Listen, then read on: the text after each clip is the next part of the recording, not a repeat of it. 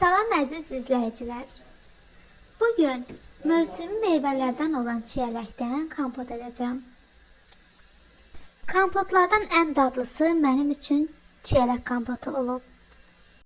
Əvvəlcə çiyələyi təmizləmək lazımdır.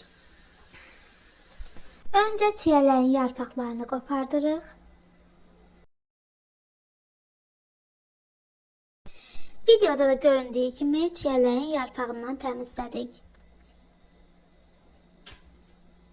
Yarpaqlarını təmizlədikdən sonra aparırıq çiyələyin özünü yaxşıca yumağa.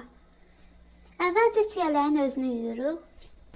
Beləcə 3-4 dəfə çiyələyi yaxalamalıyıq. Yuduqca suda olan kiri, tozu hamısı çıxır. Daha sonra isə sirkəli suya qoymaq lazımdır. Çiyələyi sirkəli suda saxlamağın əsas səbəbi onun üzərindəki kir, toz, pestisid qalıqları və xırda həşəratları təmizləməkdir. Sirkə həm də bəzi kir və bakteriyaların miqdarını azalda bilər. Buna görə çiyələk bir qədər daha uzun müddət tez qala bilər. Onu da qeyd edim ki, çiyələyi sirkəli suda çox uzun müddət saxlamaq olmaz. Çünki yumşalar və dadı dəyişə bilər. 10-15 dəqiqə arası sirkəli suda qalmağı kifayətdir. Sirkəli sudan sonra isə daha çox yumaq, təmizə çıxartmaq lazımdır. Sirkəli sudan sonra çiyələyi yaxşı yuduqdan sonra qoyuruq süzgəcin içinə süzülməyə. İndi isə videoda da gördüyünüz kimi kompot şüşələrini təmizləməyə gəldik. Mən həmişə balonda yox, aroma şüşələrində kompot edirəm. Aromada kompot edəndə daha rahat və sadə olur. Aromaları yaxşıca şamponlayırıq, yuyuruq, təmizləyirik. Aromaları yuyub yaxaladıqdan sonra qoyuruq ağzı aşağı, suyu tam sızılır. Suyu tam sızılandan sonra daha sonra isə qaynamış su ilə hamısının içini yaxalayırıq. İndi isə başlayaq şüşələri doldurmağa. Hər şüşəyə təxminən 10-12 dənə çiyələk atırıq. Ətirli göyərtilərdən isə mən yalnız nanə atdım. Buna reyhan, ətirşah da daxildir. Nanələri də içinə atandan sonra pesuğu tökürük. Pesuğu isə zövqə görə. Bir stəkan tam dolu da ağzı aşağıda tökmək olar. Qeyd edim ki, stəkanın ölçüsü 200 ml-dir. Mən bu stəkanla azca ağzı aşağı edib tökdüm.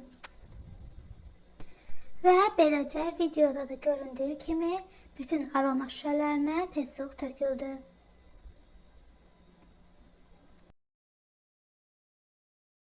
Daha sonra isə qaynamış su ilə şüşələri doldururuq.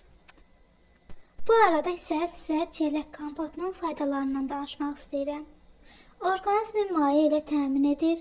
Çiyələkdə olan bəzi antioksidantlar və mineralların bir hissəsini saxlayır. Həzmi dəstəkləyə bilər. İsti havalarda və ya xəstəlik zamanı meyvə qəbulunu artırmağa kömək edir. Kompota çox şəkər əlavə edilsə faydası azalır. Şəkərsiz və ya az şəkərli kompot daha sağlam seçimdir. Mən də bayaq videoda gördüyünüz kimi şəkəri stəkanın ağzı aşağı etmişdim. Beləcə kompotları az-az yekunlaşdırmağa başlayırıq. Və budur, kompotlarımız hazırdır. Gördüyünüz kimi kompotların rəngi qəşəng görünür. 1-2 saat sonra rəngi tam qızaracaq.